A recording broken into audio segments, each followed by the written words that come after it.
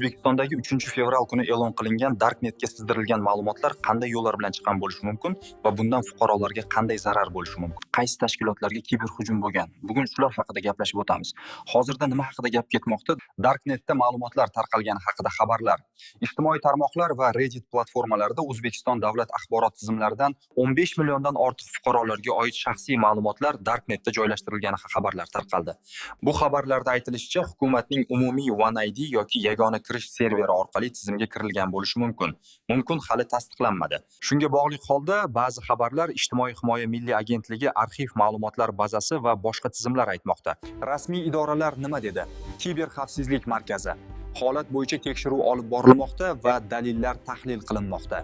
Statistika qo'mitasi onlayn aholi ro'yxatga olish tizimi xorijiy tizimlar orqali buzilgan degan xabarlar asossiz ekanini bildirdi. Ichki ishlar vazirligi ichki ishlar organlarining axborot tizimlariga tashqi kirish holati aniqlanmagan. Markaziy bank, banklar va to'lov tizimlariga hech qanday kiberhujum bo'lmaganini ma'lum qildi. Shuncha xabarlar qayerdan paydo bo'ldi?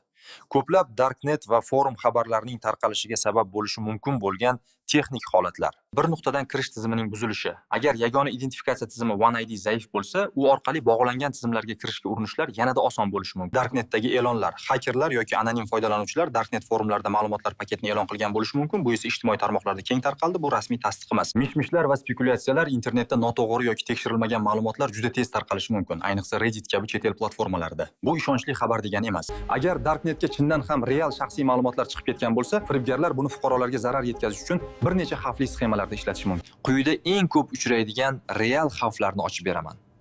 Aniq ma'lumotli qo'ng'iroq va SMS firibgarligi.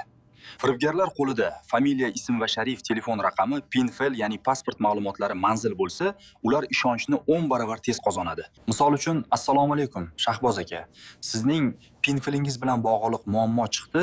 Hozir tekshirib bermasak bo'lmaydi. Odam haqiqiy tashkilot qo'ng'iroq qilyapti deb o'ylaydi va aldovga tushadi. Bank va karta firibgarligi. Ularning sxemasi esa karta yangilanmoqda. Hisobingizdan shubhali tranzaksiya. Natijada odam o'zi kodni aytib beradi yoki pul o'tkazib yuboradi. Hozirda rasmiy ravishda qanday ma'lumotlar chiqib ketganini bilmaganimiz uchun taxminlar bilan ishlaymiz. Agarda fuqaroning shaxsiy ma'lumotlarini firibgar bilgan holda nimalar qila oladi? Birinchi savol, ya'ni fuqaroning nomiga onlayn kredit olishi mumkinmi? Ikkinchi savol, uning nomidan P2P amaliyotni bajarish mumkinmi? Uchinchi savol, fuqaro nomidan to'lov qilish mumkinmi?